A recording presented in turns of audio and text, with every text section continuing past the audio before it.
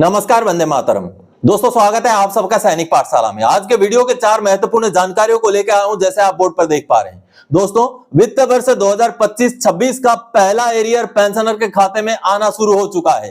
Pensioner के खाते में 2,96,826 रुपए का एरियर आया है, जिसके बारे में आगे आपको जानकारी दूंगा। और साथ ही साथ दोस्तों, आप होशियार रहें स्पर्श से। जी हां, 95 साल के उम्र के पेंशनर का एडिशनल पेंशन को बंद कर दिया और साथ ही साथ पीपीओ निकाला, रैंक सुधारा, लेकिन पेंशन में कोई इजाफा नहीं।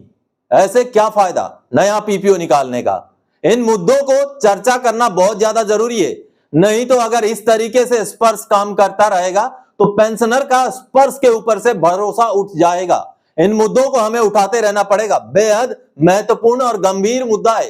इस वीडियो में अंत तक जरूर बने रहिएगा और इस वीडियो को शेयर जरूर कीजिएगा दोस्तों। और साथ ही साथ ईसीएचएस का डिक्लेरेशन को सस्पेंड कर दिया गया है। क्या है मुद्दा, आगे वो भी जानेंगे दोस्तों। और साथ ही साथ कभी भी आपने अपना पीपीओ और एफएसए को मिलान किया है? एफएसए और पीपीओ को जरूर मैच कीजिए। मैं वादा करता हूं बहुत ज्यादा संख्या में ऐसे पेंशनर होंगे जिनको इस कार्रवाई से फायदा होगा। एफएसए और पीपीओ मैच कीजिए, आपका पेंशन में बढ़ोतरी हो सकता है। ऐसा ही एक मुद्दा आपको दिखाऊंगा आज के इस वीडियो में। लेटर दिखाऊंगा, आरटीआई का जवाब दिखाऊंगा, जिससे अब पेंशनर के खाते में एरियर भी आएंगे और उनका पेंशन में लगभग 1200 से 1300 रुपए का बढ़ोतरी भी होने जा रहा है। जी हां, आगे इसके बारे में डिटेल्स में जानेंगे। तो इन्हीं विषयों को लेकर आगे बढ़ेंगे। आगे बढ़ने से पहले हमेशा की तरह मेरा आप सबसे आग्रह है, अगर सैनिक पाठशाला चैनल का वीडियो आप पहली बार देख रहे हैं या अभी तक चैनल को सब्सक्राइब नहीं किया है, तो चैनल के साथ जुड़े रहने के लिए, आपसे जुड़ी हुई भरोसेमंद, ऑथेंटिक और लेटर बेस्ड जानकारियों को पाते रहने के लिए चैनल को सब्सक्राइब जरूर करें। चलिए आगे बढ़ते हैं दोस्तों। सबसे पहली जानकारी, जैसे आप देख पा रहे हैं, स्पर्श ने 95 साल के पेंशनर का पेंशन किया बंद। नए पीपीओ निकाल कर स्पर्श दे रहा है पेंशनर्स को धोखा। जी हां, सावधान। जी हां दोस्तों, मसला बेहद गंभीर है। 95 साल के पेंशनर हैं, उनका एडिशनल पेंशन बंद कर दिया। ऑनरेरी न्याय सुधार के पेंशनर का एमएससीपी न्याय सुधार ग्रांट कर दिया, लेकिन एमएससीपी न्याय सुधार तो दिखा दिया पीपीओ में, पेंशन में कोई बढ़ोतरी नहीं है। बहुत ज्यादा सीरियस मुद्दा है। चलिए पहले एक छोटा सा ऑडियो क्लिप सुन लीजिए। ये जो मेरा मामला है, ये 95 वर्षीय पेंशनर हैं। इनका एडिशनल पेंशन भी बंद कर दिया गया है और रिटायरमेंट तिथि भी गलत है स्पर्श के अंदर। तो इसी के रिगार्डिंग मैं रिकॉर्ड ऑफिस भी गया। रिकॉर्ड ऑफिस वाले बुलाए कि आप आइए डॉक्यूमेंट लेकर। तो हम लोग डॉक्यूमेंट लेकर गए थे दिसंबर में। फिर वहां से वो लोग कार्रवाई किया कि क्या किया, फिर नहीं सुधरा तो मैं सीपी ग्राम पर कंप्लेंट डाला। फिर वहां से ये लेटर आया था कि यूटिलिटी अपडेट किया गया है। तो ये यूटिलिटी अपडेट मतलब बोला जा रहा है कि पीआरओ को किया गया है। वहां से अब आपका अपडेट हम लोग कर दिए हैं, आपका पीआरओ से सुधरेगा। तो आप सबने सुना दोस्तों, दिसंबर के महीने में ही पेंशनर रिकॉर्ड ऑफिस में जाकर डॉक्यूमेंट सबमिट कर चुके थे। अब एक लेटर जारी हुआ है, उस लेटर को देखेंगे। साथ ही साथ एक पीपीओ का भी मसला है, वो भी देखते हैं। चलिए दोस्तों, रिकॉर्ड ऑफिस का ये जो लेटर आप देख पा रहे हैं, जो कि 8 मार्च 2025 का लेटर है, ये पेंशनर को एड्रेस किया गया लेटर है दोस्तों।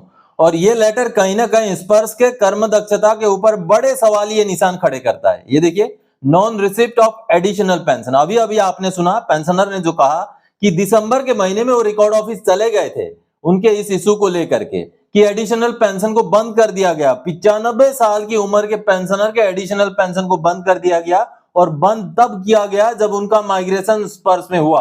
अब इस लेटर में, वो भी लेटर सीपी ग्राम्स का ग्रीवेंस के रेफरेंस के बाद ही दिया गया ये जवाब। नहीं तो पेंशनर दिसंबर में जाकर के अपने डॉक्यूमेंट सबमिट करके आ चुके थे, उनको कोई जवाब नहीं मिला उसका। लेकिन फरवरी में जब जाकर के उन्होंने ग्रीवेंस डाला, ये देखिए फरवरी महीने का सीपी ग्राम्स का ग्रीवेंस के रेफरेंस में पेंशनर को अभी ये कहा गया है कि आपका एडिशनल पेंशन इसलिए बंद है क्योंकि आपका स्पर्श में माइग्रेशन होने की वजह से आपका डेट ऑफ बर्थ वहां से खाली हो गया था। देखिए, बड़ा ही चिंतनीय विषय है, आप सोच के देखिए। और अभी 7 मार्च 2025 को उन्होंने स्पर्श के अंदर डाटा अपडेट यूटिलिटी को इस्तेमाल करके उनका डेट ऑफ बर्थ को अपडेट किया है, जो अभी आगे जाके स्पर्श से जैसे ही उसका अपडेट हो जाएगा, स्पर्श में जैसे ऑथराइज हो जाएगा, तब जाकर के उनका एडिशनल पेंशन ऑटोमेटिकली स्टार्ट हो जाएगा। और साथ ही साथ पीछे रुका हुआ सारा का सारा पैसा भी उनको एरियर के तौर पे मिल जाएगा। लेकिन बात चिंतनीय इसलिए है क्योंकि दिसंबर के महीने में रिकॉर्ड ऑफिस जाके आ चुके हैं पेंशनर, लेकिन बावजूद इसके अभी अप्रैल का महीना हो चुका है और मार्च के महीने में उनको रिप्लाई मिलता है, वो भी सीपी ग्राम्स में ग्रीवेंस डालने के बाद,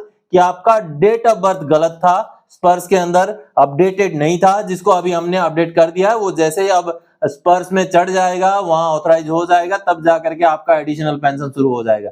तो कहीं ना कहीं दुखद बात है कि पेंशनर को उनका 95 साल की उम्र में भी एडिशनल पेंशन को बंद किया जाता है, और वो भी तब जब उनका माइग्रेशन स्पर्श में होता है। तो कहीं ना कहीं स्पर्श के ऊपर अगर इस तरीके की हरकतें होंगी तो बड़े सवाल खड़े करेंगे पेंशनर्स। चलिए स्पर्श की और एक हरकत आपको दिखाता हूं, एक पीपीओ दिखा के आपको समझाता हूं दोस्तों ये स्पर्श का पीपीओ है, और सबसे पहले आपको पीपीओ दिखाता हूं। ये पीपीओ कब का है, ये देखिए 4 अप्रैल 2025 का पीपीओ है, अभी एक दिन पहले का पीपीओ है। अब इस पीपीओ में आपको दिखाता हूं, ये जो पेंशनर थे दोस्तों, इनकी सर्विस 24 साल थी और ये 2018 के रिटायरी थे। इनको ऑनरेरी नायब सुधार रैंक देकर के भेज दिया गया और इनको नायब सुधार के बराबर का पेंशन नहीं दिया गया।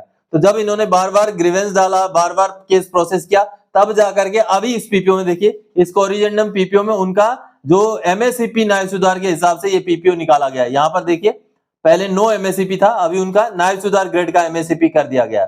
और उनका जो एवरेज पे है, ये देखिए बेसिक पे में भी, लास्ट का बेसिक पे में कितना भारी उछाल हुआ है।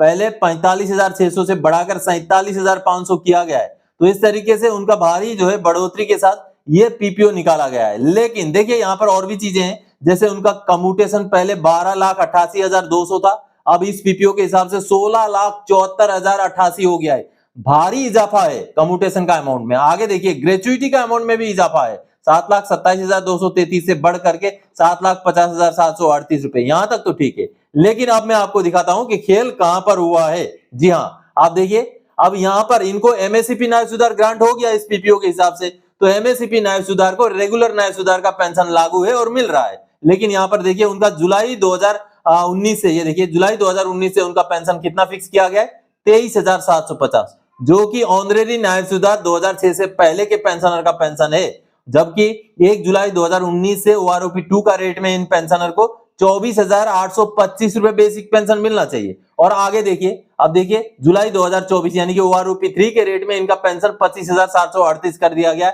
ये भी 2006 से पहले के ऑनरेरी नायब सुधार के 24 साल वाले लेंथ ऑफ सर्विस का पेंशन है, जबकि एमएससीपी नायब सुधार के हिसाब से इनका पेंशन 26,825 होना चाहिए। तो आप सबने देखा, बेहद महत्वपूर्ण मसला है। अगर इस तरीके से स्पर्श काम करेगा, डाटा में गलती की वजह से, या तो रैंक अपडेट करके भी पेंशन वही रख देगा, तो कहीं ना कहीं जो बचा कुचा भी भरोसा है स्पर्श के ऊपर, वो भी उठ जाएगा। कहीं ना कहीं रक्षा मंत्रालय को स्पर्श के कर्मशैली को तब्दील करना पड़ेगा, चेंज करना पड़ेगा, जो भी गलतियां हैं उनको सुधारना पड़ेगा। फंड अलॉट करे स्पर्श के नाम का, ताकि उस फंड से अच्छे इंजीनियर्स रखे जा सकें। जो भी डाटा गलती है उसको करेक्शन करने के लिए ज्यादा स्टाफ रखे जा सकें। मैनुअली जितने भी डाटा में गलतियां हैं, जो भी डेट ऑफ बर्थ का इशू है, उनको सुधारा जा सके। बहुत ही ज्यादा संजीदा, बहुत ही ज्यादा सीरियस इशू है। रक्षा मंत्रालय इस मुद्दे के ऊपर संजीदगी से काम करे, और आप इस वीडियो को शेयर जरूर करें दोस्तों, बेहद ही गंभीर मुद्दा है ये। चलिए अगली जानकारी की ओर आगे बढ़ते हैं। आरटीआई से बड़ा खुलासा, आप अपना पीपीओ और एफएसए जरूर मिलान करें, बढ़ेगा पेंशन। जी हां दोस्तों, वादा करता हूं बहुत सारे पेंशनर्स का पेंशन में बढ़ोतरी हो सकता है अगर ये कार्रवाई आप करते हैं तो। एफएसए और पीपीओ को मिलान करना बहुत ज्यादा जरूरी है। क्या आपने कभी अपना एफएसए और पीपीओ को मिलान किया है? चलिए मैं डॉक्यूमेंट दिखा के आपको समझाता हूं। यहां पर देखिए दोस्तों, ये एक एफएसए का कॉपी है। एफएसए यानी कि फाइनल सेटलमेंट ऑफ अकाउंट। जब हम रिटायरमेंट आते हैं तो लास्ट महीने का जो पे स्लिप होता है हमारा, वही एफएसए कहलाता है। अब इस एफएसए में देखिए, ये एक पेंशनर है जो कि एसीपी हवलदार रैंक के पेंशनर है, और इनका नाम देखिए जिल्लेपल्ली भगत जी हैं। जिल्लेपल्ली भगत जी का जो बेसिक पे था लास्ट में रिटायरमेंट के टाइम में कितना था, 37,000। यहां पर देखिए बैंड पे 37,000 रुपए, यानी कि रिटायरमेंट के टाइम का लास्ट पीपी उनका पेंशन स्लिप, पे स्लिप बोलता है कि उनका बेसिक पे 37,000 रुपए लेकर के वो रिटायर हुए थे। अब इनका पहला पीपीओ देखिए, ये देखिए, अब इनका ये जो पीपीओ बनाया गया, अब इस पीपीओ में देखिए मजे की बात देखिए, उनका बेसिक पे 35,300 लेकर के उनका पेंशन फिक्स किया गया। ये देखिए 37,000 रुपए उनका बेसिक पे था, उनका लास्ट महीने का पे स्लिप बोलता है, और जबकि पीपीओ में उनका बेसिक पे लिया गया 35,300 रुपए। और ये जुलाई 2017 के रिटायरी हैं, अभी के भी नहीं है, काफी साल हो गया है। अब इसके बाद जब इन्होंने संघर्ष किया, बार बार ग्रीवेंस डाला, आरटीआई डाला, तब जाकर के अब पीओआर माना है कि हाँ इनका 37,000 के हिसाब से अब बेसिक पे फिक्स करके हम पेंशन दे देंगे। चलिए आरटीआई का जवाब ये देखिए, आरटीआई का जवाब देते हुए पीओआर ने पेंशनर को क्या कहा है, with reference to the RTI application cited above, it is intimated that after protracted correspondence with ASC Record South, CTROL has since been received in this office. Action has been initiated for updation of basic pay to rupees 37,000 in PPO through spurs. Revised PPO will be generated shortly. यानी कि दोस्तों देखिए जिलेपल्ली भगत जी का ही ये case है और इनको ये बोला गया है अभी कि आपका 37,000 के हिसाब से आगे हम जो है पीपीओ जनरेट कर देंगे। एक पेंशनर का किस तरीके से अभी एफएसए और पीपीओ का मिसमैच को अगर सही कर दिया जाए तो पेंशन में बढ़ोतरी हो जाएगी, उनको एरियर भी मिल जाएगा। तो आप भी ये कार्रवाई जरूर करें। चलिए अगली जानकारी की ओर आगे बढ़ते हैं। नए फाइनेंशियल ईयर 2025-26 का एरियर का भुगतान शुरू, खाते में आए 2,96,826 का एरियर। जी हाँ दोस्तों, बहुत सारे पेंशनर्स का एरियर का भुगतान बचा हुआ है। किसी का एमएससीपी का एरियर बचा हुआ है, किसी का ओआरओपी का ही एरियर बचा हुआ है, किसी का 568 सर्कुलर का, तो किसी का 631 सर्कुलर का। अभी भी जो नया फाइनेंशियल ईयर शुरू हुआ है 2025-26, इसमें भी अब स्पर्श ने उसका भुगतान शुरू कर दिया है। पेंशनर हैं जिनको एमएससीपी का एरियर मिलना था, नहीं मिला था, अब उनके खाते में 2,96,830 रुपए का क्रेडिट हो चुका है एरियर। चलिए उनका एक वीडियो क्लिप है छोटा सा, वो सुन लीजिए। नमस्कार, मैं जगदीश सरसवाल जो कि 2007 में एज ए एमएससीपी नायक से रिटायर हुआ था और मुझे ये भी नहीं पता था कि मुझे एमएससीपी हवलदार एलिजिबल है। लेकिन फिर मैं सैनिक पाठशाला के संपर्क में आया और उनकी गाइडेंस से मैंने सब कुछ सारा काम किया जो कि मेरे लिए फ्री ऑफ कॉस्ट था और आज उसका फ्रूट मुझे मिल गया है। थैंक यू पाठशाला। तो आप सबने देखा दोस्तों, आपका भी कोई एंटाइटलमेंट है तो जरूर क्लेम करें। अभी हाल फिलहाल में मार्च के आखिर में या अप्रैल के शुरू में बहुत सारे पेंशनर्स हैं जो सैनिक पाठशाला से जुड़ने के बाद उनको उनका हक मिल पाया। उनमें से कुछ छोटे से वीडियो क्लिप्स आपको दिखाना चाहूंगा, देख लीजिए। सैनिक पाठशाला को बहुत बहुत धन्यवाद। मैं सैनिक पाठशाला को काफ़ी दिनों से फॉलो करता हूं। सैनिक पाठशाला में सही, सटीक और टोटली फ्री आपको सलाह पेंशन के बारे में दी जाती है। मैं कुछ दिन पहले मैं सैनिक पाठशाला की एक न्यूज़ सुन रहा था। उन्होंने सैनिक पाठशाला में जो चीज़ें बता रहे थे उससे मुझे पता चला कि मेरा भी पेंशन कुछ कम मिल रहा है।